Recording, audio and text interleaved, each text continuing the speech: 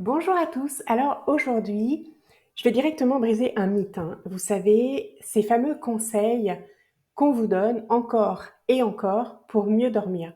Eh bien, certains d'entre eux font plus de mal que de bien, parce qu'ils ne font que vous culpabiliser chaque soir quand vous n'arrivez pas à trouver le sommeil.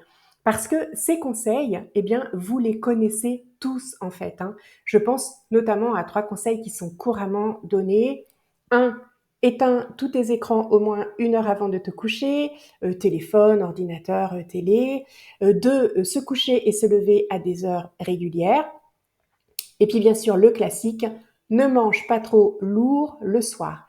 Et en fait, eh bien tout ça, ça coince. Pourquoi? Parce que ces conseils, qui sont par ailleurs de très très bons conseils, hein, sont parfois totalement irréalistes, hein, à mettre en place dans nos vies quotidiennes. Et du coup, eh bien, vous vous retrouvez à stresser encore plus parce que vous ne les appliquez pas toujours, alors que vous savez que vous devriez les appliquer. Et ben ça, en fait, ça provoque du stress, ça vous empêche encore plus de dormir. Alors, est-ce que la solution finalement, ben, ce serait de manger une énorme pizza 4 fromages taille XXL, hein, tous les soirs en regardant votre série préférée? Je suis pas sûre non plus. Mais malgré tout, j'ai quand même quelques pistes à vous donner. Sinon, je ne serais pas là. Et ce que j'ai envie de vous dire, eh bien, c'est que les difficultés à s'endormir, dans la majorité des cas, ça se passe dans votre tête et pas dans votre assiette, hein. Et je pense que, évidemment, je ne vous apprends rien. Vous avez sans doute remarqué que dès que votre tête touche l'oreiller, c'est à ce moment-là précis que votre cerveau décide de commencer un marathon de pensées inutiles, hein, des pensées vraiment inutiles, et se met en mode brainstorming intensif. Alors vous ruminez, vous pensez à votre travail, ce que vous avez à faire le lendemain, ce que vous avez oublié de faire aujourd'hui. Ce sont des peurs irrationnelles, elles refont surface. Et puis ça, c'est une véritable usine à penser, et c'est précisément ça qui vous empêche de dormir. C'est un moment où involontairement, hein, vous laissez la place aux inquiétudes, aux ruminations, aux peurs.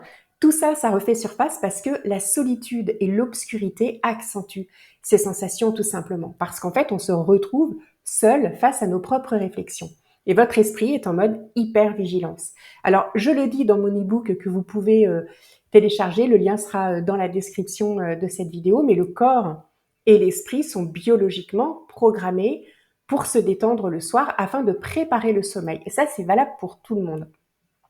Mais quand on a de l'anxiété, eh bien, le cerveau reste en état d'alerte, ce qui crée une discordance entre ce que le corps essaie de faire, dormir, et ce que l'esprit subit, c'est-à-dire ce tourbillon de pensée que vous subissez, hein, parce que malgré tout, on s'entend que vous n'allez pas au lit en vous disant allez, là c'est le moment de checker tout ce qui me contrarie, je vais tout passer en revue, comme ça je vais bien passer une bonne nuit de merde.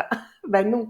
Mais ce qui se passe en vous, eh bien, c'est biologique parce que les pensées anxieuses déclenchent une réponse de combat ou de fuite, hein. Vous avez probablement déjà entendu ces termes. Ça va libérer des hormones de stress comme le cortisol et l'adrénaline qui empêchent le corps de se relaxer. Alors, ça va augmenter le rythme cardiaque et perturber l'endormissement.